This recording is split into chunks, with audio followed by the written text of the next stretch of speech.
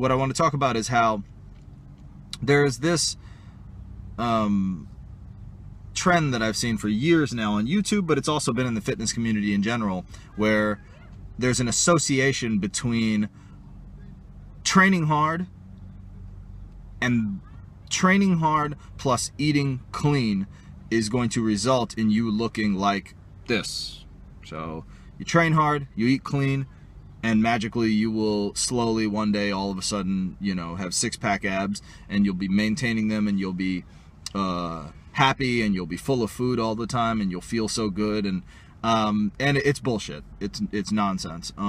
It might be true for some people. If you're somebody who's really bony and skinny, and you don't pack on fat really easily, your body doesn't really store fat, but it also doesn't build muscle either, and you struggle to build muscle, yeah, you're going to be very full, because you'll be probably eating like 4,000, 5,000 calories a day and working out really, really hard and training your muscles so that you could build muscle, and you'll struggle on the other end. You'll have a ripped body because your body doesn't store fat, and that's just your genetics. And then on the other end, though, if you're like me and you pack on muscle and you pack on fat really easily, well, it's going to be kind of a little bit different. And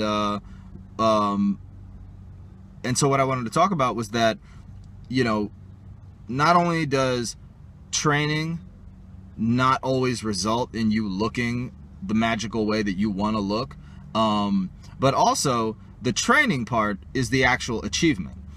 And a lot of times this body aesthetics becomes like this achievement, when really weight loss is just a natural phenomenon.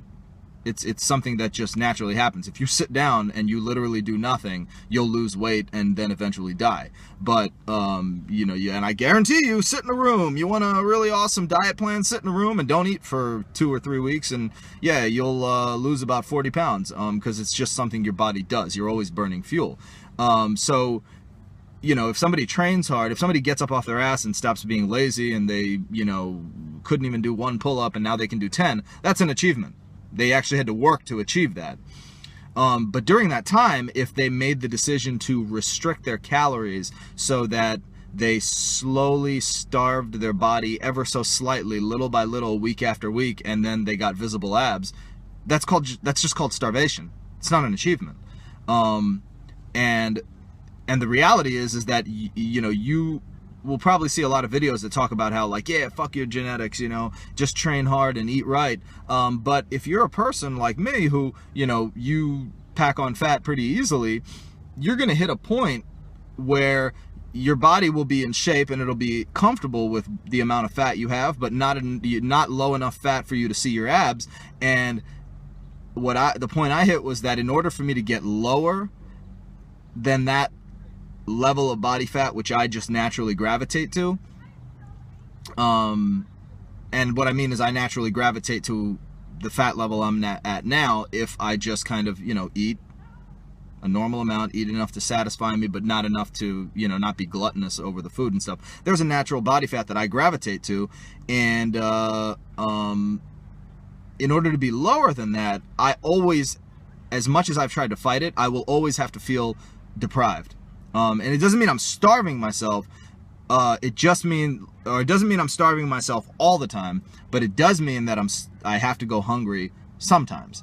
So either I hit a point where 2,500 calories a day is not enough anymore for me to, it's not low enough for me to lose weight, so I have to drop it down to 2,200. Then eventually I lose a little more weight, then I have to drop it down to 2,000 calories. And then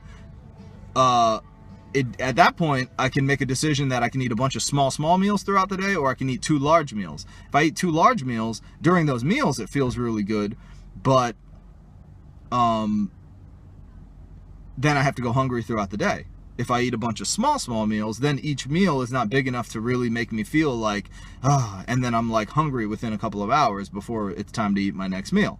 So one way or another, if you want to be at a fat level where that's lower than where you naturally gravitate to, you are going to feel like you're going without.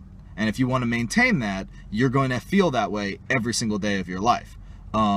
Maybe once in a while you'll be able to pig out and, you know, like have a what they call a cheat day, right? But if you're being constantly restrictive about your food intake most of the time, and then once a month you have a day where you binge on food. That's not really a healthy, sustainable lifestyle. That's just an eating disorder.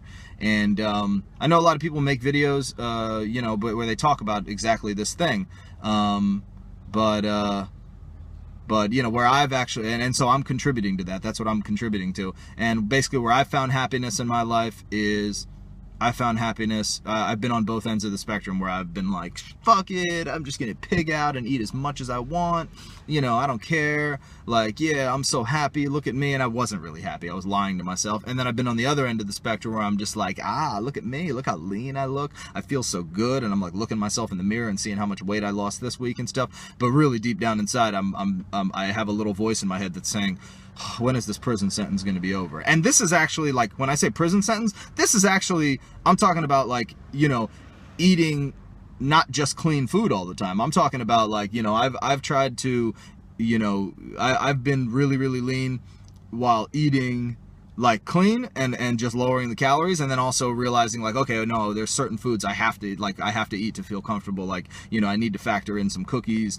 and count those into my calories and stuff like that. But still, you get to a point where even that, it's just not enough, and you're actually thinking like, God, I just want to like fucking binge on 10 of these cookies, and you have that eating disorder mentality. So, you know, it's yeah, spending the rest of your life going in between that, it's really sick. And so yeah, that's I want to contribute more to the talking more about, you know, not just being healthier in your body, but also being healthier in your mind. I like this conversation, and I was inspired by Bradley Aiden Johnson's channel, and I really like when he said that, you know, helping people be healthier in their minds. Because yeah, spending the rest of my life like worrying about what the scale says, and, you know, bouncing in between, like, yeah, I'm gonna pig out and be gluttonous, and oh, I'm gonna be really over restrictive, and I look so good but I'm so miserable. It's just not a way to live. It's really sick. So yeah, that's it.